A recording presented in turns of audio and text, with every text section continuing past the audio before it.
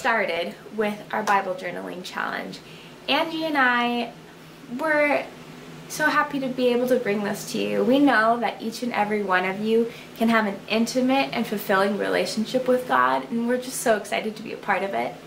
To really get established in your relationship with Him and having a daily habit of being in His Word is what this is all about. So we suggest that you set aside at least 15 minutes every day to do this. At the minimum. If you can do a half an hour, if you can do an hour, you know, maybe it's the weekend for you, we definitely suggest that you do that. If you're new to Bible journaling, that's okay. We're going to take things slow. If you've done it before, or you have, you know, more advanced art techniques, go ahead, go crazy with it. But just remember what Bible journaling is really about. It's not about pretty pictures. It's not about writing the most inspirational poem. It's about capturing a raw relationship with God. And that's what it's about. And so sometimes my Bible entries don't look all that pretty, but there's a lot of meaning and a lot of heart to them, and that's the point. Alright, to start, we're going to open our Bibles, our journaling Bibles, or our app, or our regular Bible to Acts 17:28. It says, "In Him we live and move and have our being." Everything we are is found in Him. It should be, at least. And to use this as a prompt, think about where you might not be finding yourself in Him. Sometimes I know I can get lost in finding myself as a mom. Well, yeah, I'm a mom, but I'm Jesus' daughter first. You know, you might be finding yourself in your job. Well, you might have a very good job that you are very good at, that is well deserved, but you really belong to God first. And so there might be some things that you even may be holding on to that you need to put in His hands. So think about the question, what in my life do I need to find in Jesus?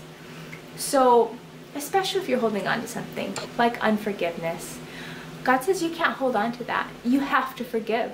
He forgave you everything. And you have no right to hold on to bitterness or the fact that somebody hurt you. And so there might be something like that you need to give to Him so you can be found more strongly in Him. For example, like your work situation, if you're frustrated with where you work or some of the people, you can ask God. You can seek His wisdom through prayer and the Word. You could pray something like, "Dear Heavenly Father, I place my frustration about work in your hands, and I accept your heavenly wisdom about it. And I ask you right now, what would you have me do about my work situation?" And you just ask God that, and then you write down the answer. He can give you a verse. He could highlight a general attitude like, you need to be patient. Or He could give you a specific thing like, hey, we need to peace out. Let's find you a new job. So it just depends on what He has for you. And that's what we're doing. We're learning to listen to God and be led by Him.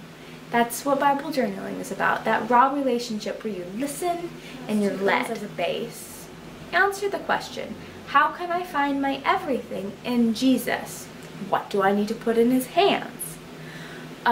Go ahead, and below we have written instructions so you don't have to memorize or rewatch this video that we'll have every time. So you can journal about this in a regular journal, write down the question, write down your answer. You can do it next to the verse in Acts in your own journaling Bible. Whatever you have, you can do. Whatever you feel like. Anyways, much peace and love, and I'll see you guys tomorrow. You'll see Angie on day 3. Alright, thanks guys.